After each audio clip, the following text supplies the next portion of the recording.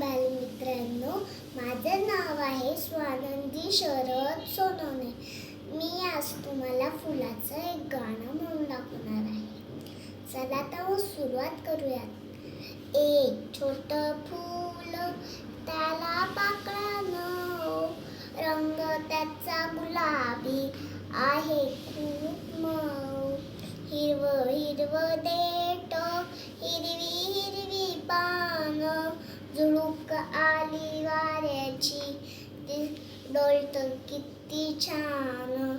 छोट्याशा फुलाचे आहे खूप दोस्त, दिवसभर बागेमध्ये दंगा मस्ती करतात.